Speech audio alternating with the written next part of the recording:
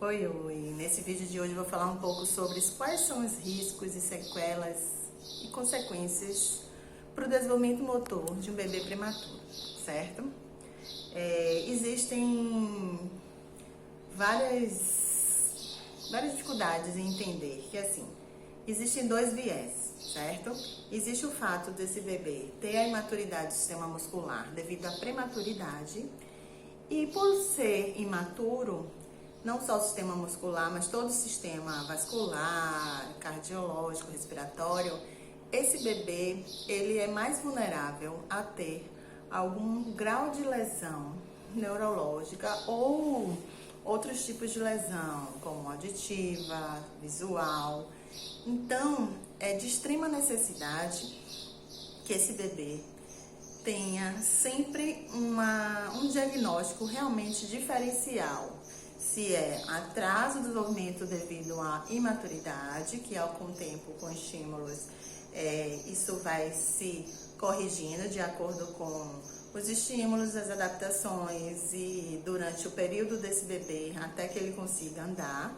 E existe uma possibilidade desse bebê ter um grau de lesão devido à falta de oxigenação ou um processo de hemorragia cerebral, ou ele pode ter tido uma dificuldade visual, auditiva, devido a todos os estímulos nocivos, medicamentosos que esse bebê passa durante o período de internamento, certo? Então, o que acontece? O primeiro momento é fazer uma avaliação desse bebê para saber se esse bebê tem algum grau de lesão ou existe alguma patologia de base que justificou esse bebê nascer prematuro, certo? Então, essa avaliação, muitas vezes se espera que a criança cresça ou fique maior para poder fazer um diagnóstico, para fechar um diagnóstico, mas sabendo que desde o momento que esse bebê nasce, desde o momento que esse bebê, qualquer idade, quanto mais precoce melhor, é possível através do movimento você avaliar esse bebê, saber se ele tem sinais sugestivos de algum atraso do desenvolvimento e também se tem sinais sugestivos de uma lesão cerebral, certo? Então, para quem trabalha nessa área do desenvolvimento, existem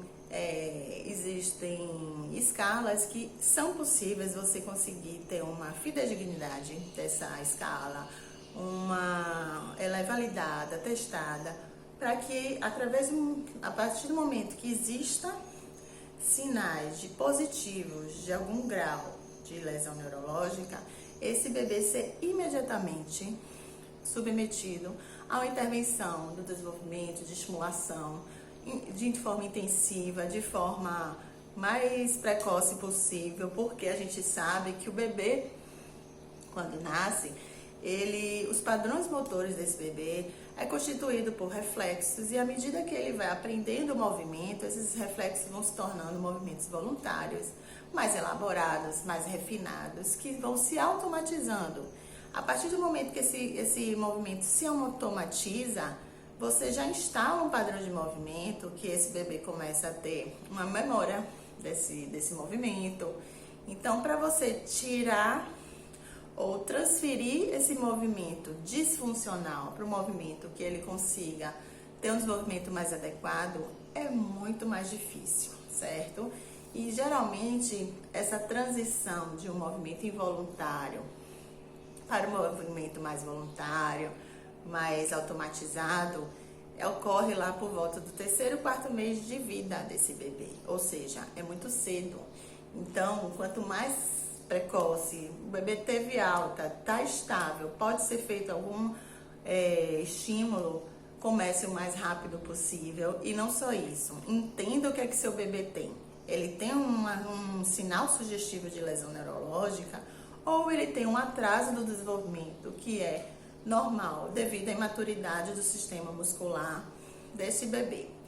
Então, quais seriam esses sinais sugestivos? A gente sabe que existe uma tabela, que essa tabela você vai somando ponto a ponto para saber, para fechar realmente, para saber se ele tem um número suficiente, para saber se tem esses sinais. Mas o mais comum que acontece em bebês que têm alguma disfunção, né, neuromotora, que a gente fala, que pode ter sido gerada por uma lesão neurológica, é esse bebê ter uma força muito grande para fazer extensão da cabeça quando ele está de bruço, que o bebê, geralmente a termo, ele não vai ter essa força, ele só vai conseguir controlar essa força lá no 3º mês de idade gestacional corrigida. Outra questão também é que os movimentos do bebê, geralmente o bebê a termo, ele nasce muito com uma flexão, ele é mais fletidinho, né? O bebê prematuro, ele nasce com menos flexão do que o bebê prematuro, porém, ele tende a fazer o movimento na linha média à medida que ele tem uma maturidade motora maior.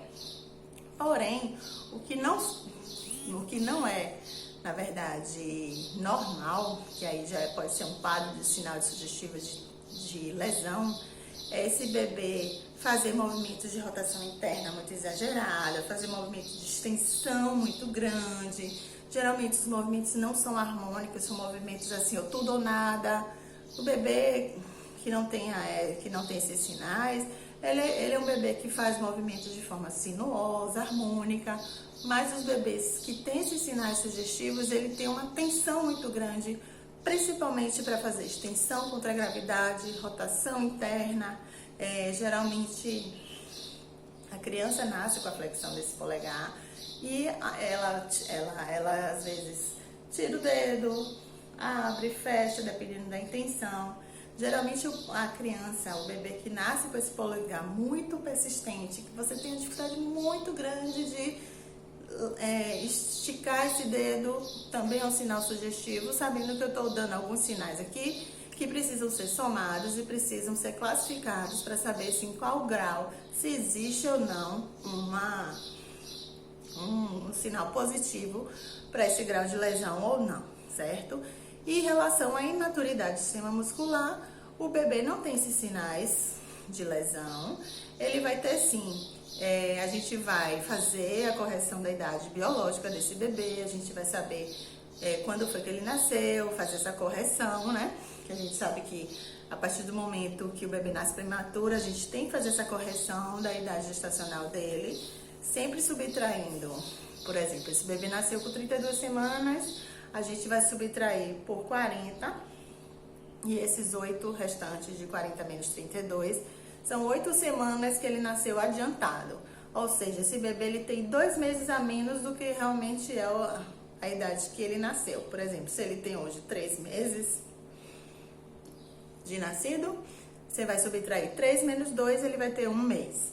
E a gente sabe que o desenvolvimento motor do bebê, a partir do momento que ele nasce, começa de cima para baixo. Ou seja, primeiro ele vai ter o controle do pescoço, para depois ter o controle de ombros, membros superiores, para depois ter o controle de tronco, quadril, membros inferiores. E isso vai se sendo visíveis através do movimento que esse bebê consegue fazer. No 3º mês ele consegue controlar o pescoço. No 4º mês ele vai conseguir trazer as mãozinhas para depois rolar. No 6º mês ele já vai ter um controle de tronco para poder ficar sentado. Então assim, ele não senta porque é a fase de sentar. Não, ele senta porque ele no 3º mês ele conseguiu controlar o pescoço. No 4º mês ele já tem a força nos braços para poder se apoiar na hora que estiver sentado. Ele tem uma sustentação de tronco suficiente para se manter sentado. Então, assim, são movimentos que ele vai aprendendo o movimento e à medida que ele vai ativando, mobilizando toda essa estrutura óssea, muscular, tendínea, cartilaginosa, ele vai começando a ter esse controle muscular. E esse controle começa de cima para baixo. E aí, quando a gente faz a avaliação desse bebê, a gente vai saber qual é a idade dele, qual o nível de controle que ele tem naquele momento, e aí sim a gente vai saber se esse bebê está com atraso de desenvolvimento ou não. Mas é totalmente diferente em relação a sinais sugestivos de lesão neurológica, que são sinais que a gente faz ponto a ponto, a gente faz um mapeamento através do movimento desse bebê, para saber se existem sinais sugestivos de lesão, certo? E aí o tratamento é totalmente diferente de um acompanhamento de um bebê que nasce prematuro e tem apenas um atraso do desenvolvimento e não uma lesão neurológica, tá joia? Um grande abraço.